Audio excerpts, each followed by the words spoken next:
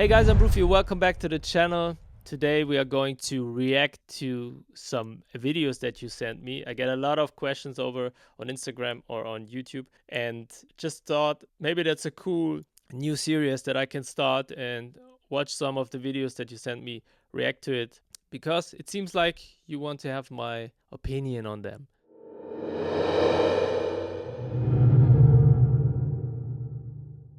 Today is a channel that is very popular. It's In The Mix, 1.16 million subscribers. So heads up to you, In The Mix. I did not watch it. You see that I just watched the intro to save it for later. And now we watch the first and the second one, and I will give you my reaction on it. Let's go. And first we have to... Okay, let's try this again. I just filmed this entire video, dragged it onto the computer, and everything was corrupted. So here we go again.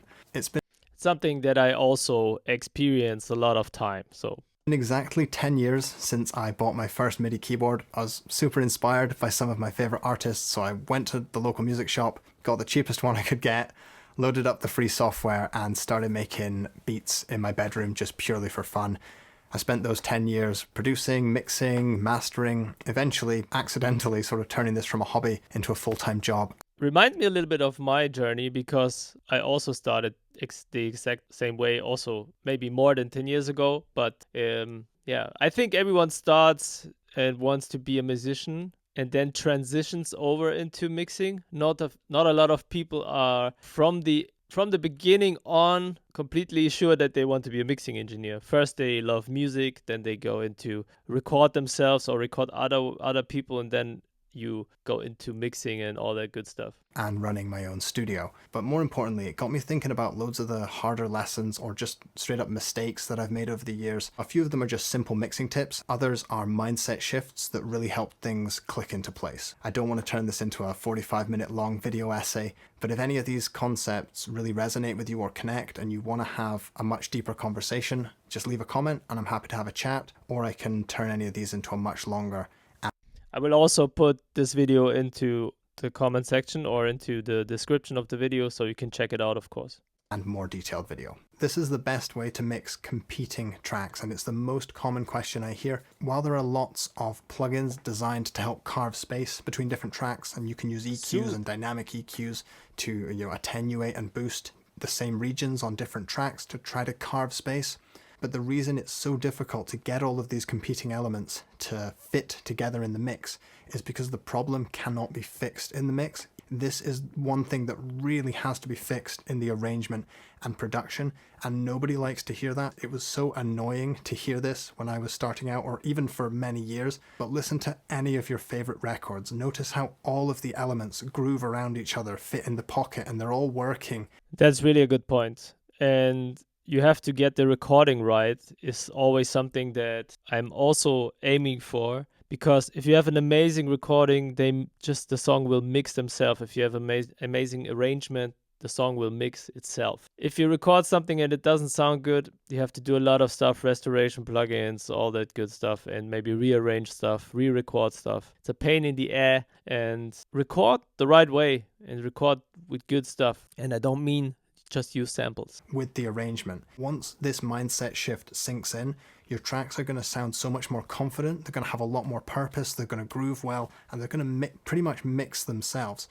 Lots of the presets you use, like synthesizer presets, they're so full range with bass, mid, and treble, and they sound amazing. You're not going to be able to stack too much on top of it. You've got to make some compromises. I always tell that also in my mixing course. If you record like guitars, electric guitars, or an acoustic guitar, there will not be much low end in the end of the mix. So don't record on the sound hole and get boomy acoustic guitar sounds. If in the mix, the only important thing is that you have the mids, high mids. If you want to let the song breathe and do what it's supposed to do as a song. This is a more practical tip. This is how important it is to check the phase of your samples if you're going to be layering them, especially in the low end. I've got a whole video about this, but really quickly, if you literally zoom in on the sample, say you're layering 2 kick drums, you can see the waveforms go above and below this central line. Just make sure that at the same time they're both going up and down, because these will reinforce each other.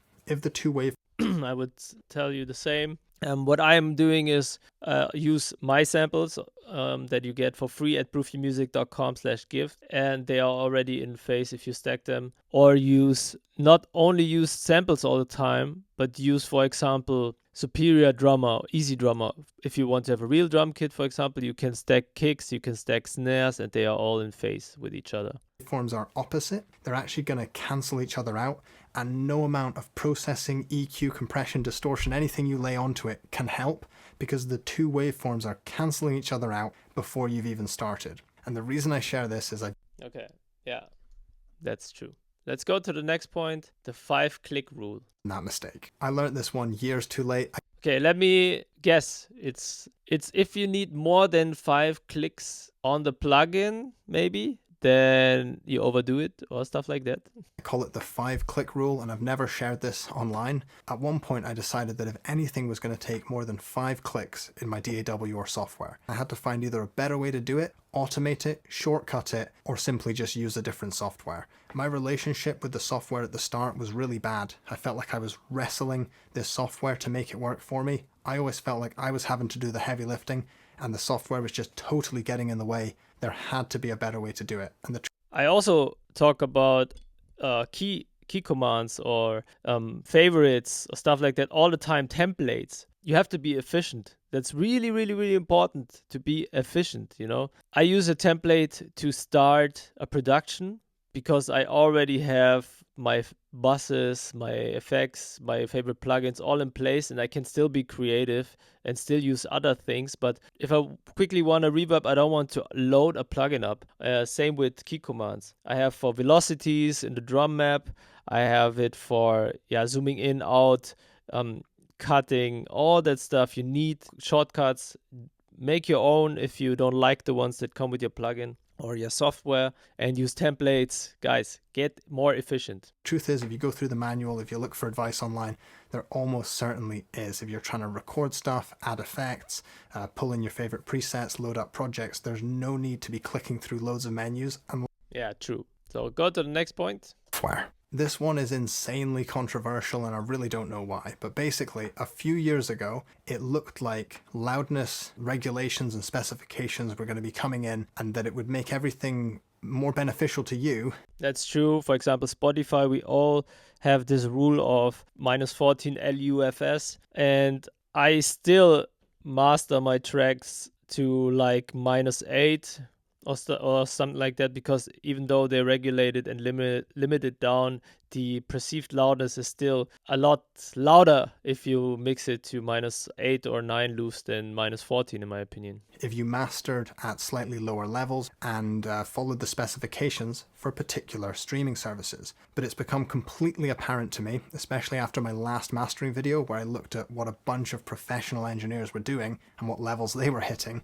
But look, Taylor Swift -7.6 LUFS, and the integrated loud is -8.8. That's what I'm telling you. And -6, -4.8 is crazy. I mean, it's a short term, but still. Whoo! I did the same with stuff from Bruno Mars and put it in the analyzer and checked it out. It's true. Keep this brief. Basically, the loudness wars are over and loud has won. Almost all professional engineers are pretty much disregarding the specifications that Spotify or Apple Music are giving, and we're simply doing what's best for the song or maximal loudness. If you give your client a song that is not as loud as the song that comes afterwards, it automatically looks like you did not make a good job, you know? It has to compete and compare to the other songs. Now, this annoys a lot of engineers because it makes people think, well, you don't need to hire anyone, you can just do this yourself. But I actually think, and so do a lot of my clients, that this makes it even more important to hire a mastering engineer, because I also hire mastering engineers a lot of times. If I wrote, produced, and mixed the song, I give it to someone else to have another opinion on the song and to master it. And I always go to Andreas Balaskas, who has the master lab. They can audition a whole bunch of loudnesses, give you loads of options, and we can both pick the version that sounds best for your genre. Yeah, I talk about it also a lot. It's true. Solo is not your friend. Something I always talk about as well. Always mix in context of the mix, and just solo. For example, if I'm mixing a vocal and I just want to hear the breath or other stuff, so if I want to hear the breath or something like that from the vocal itself, I solo it. But other than that, I'm using compression and EQ moves always in context of the mix. It's so important. Why do something in solo and then you put in the mix and it just sounds horrible? A practical tip, soloing your channels is great when you're learning effects or you're learning processing, but when I'm actually mixing, this slows me down because it's so easy to make things sound good in solo.